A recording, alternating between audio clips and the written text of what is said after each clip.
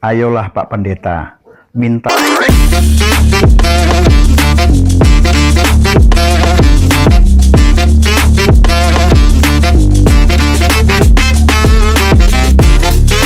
Shalom guys, salam sejahtera dalam Tuhan. Selamat bertemu lagi. Dalam video kali ini saya akan reaction satu video di mana ada satu pendeta yang mengaku berbahasa roh, tetapi dia berbahasa rohnya ini aneh. Sampai juga saya lihat di video-videonya itu seperti orang kerasukan setan, dan bahasa rohnya itu sampai lompat-lompat sampai bahasa yang sebenarnya itu bagi saya pribadi di dalam Alkitab, kalau kita baca bahasa roh bukan seperti itu. Artinya di dalam Kisah Para Rasul pasal 2 menjelaskan tentang bahasa roh, tapi apa yang dijelaskan oleh atau yang dialami oleh pendeta ini, saya pikir itu di luar daripada apa yang ditulis oleh Alkitab. Memang 1 Korintus Paulus menuliskan tentang bahasa roh, tapi kalau tidak ada yang menafsirkan, apa gunanya? Oke, tanpa berlama-lama kita lihat videonya. Ayolah Pak Pendeta, mintalah hikmat dan cerdas agar bisa membedakan mana ini lebih tepatnya seperti orang gila ya, kepenuhan alkohol. Aduh, Bisa membedakan mana apakah rasul-rasul seperti itu? dan mana yang sedang belajar jadi dukun. Ini sebenarnya lebih tepatnya dukun ya. Ini pendeta loh.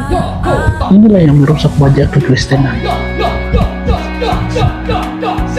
Aduh, diikuti oleh jemaatnya semua. Kok semakin aneh kekristenan ini ya. Dengan alasan bahwa itu berbahasa roh, masalahnya tidak ada yang mengerti ya.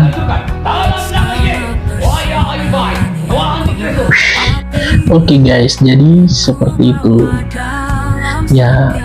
Alkitab sendiri menuliskan tentang bahasa roh ya, tetapi bagi saya secara pribadi bahasa roh itu bisa saja boleh digunakan, tetapi apakah itu untuk membangun iman jemaat atau tidak? Apakah itu untuk kepentingan pekabaran Injil atau tidak? Ya, selain daripada itu memang boleh Paulus tulis, tetapi apakah itu bisa membangun jemaat atau tidak? Oke, mari kita baca apa yang Rasul Paulus tulis di dalam 1 Korintus ya. Di dalam 1 Korintus pasal 12.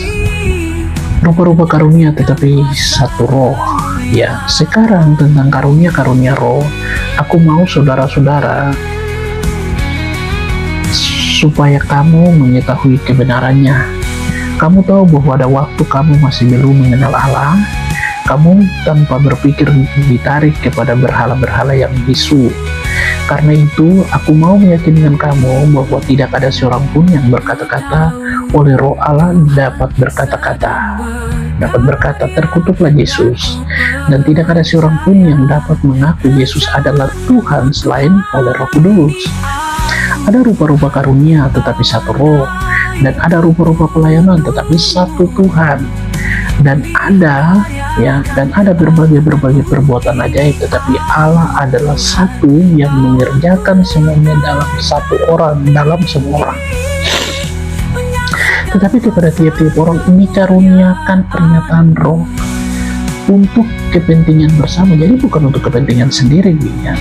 Sebab kepada yang seorang roh memberikan karunia untuk berkata-kata dengan hikmat, kepada orang lain roh yang sama memberikan karunia berkata-kata dengan pengetahuan.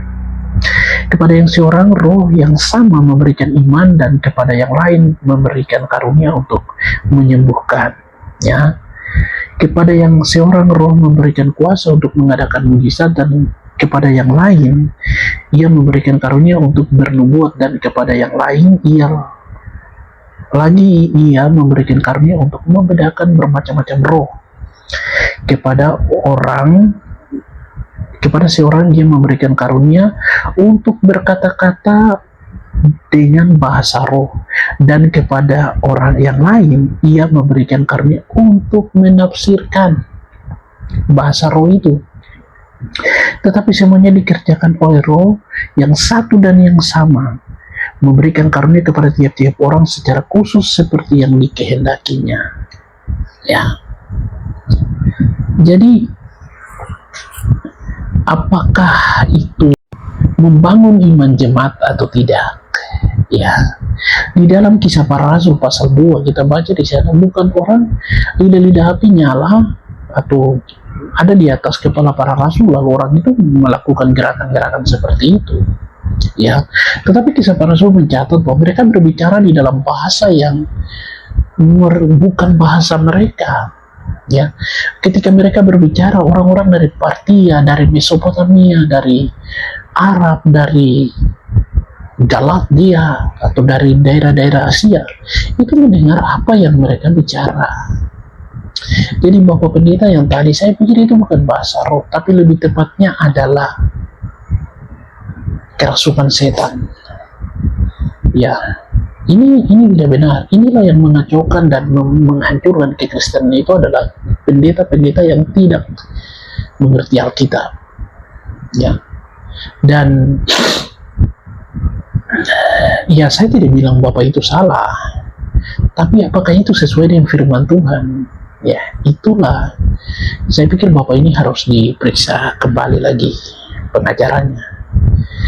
Oke, semoga kita bijak di dalam menerapkan firman Tuhan, berguna, bisa membangun iman jemaat, bisa membangun sesama, bisa membangun diri kita sendiri. Itu jauh lebih membangun, jauh lebih berguna daripada yang tidak ada faedahnya. Ya. Shalom dan Tuhan memberkati kita semua.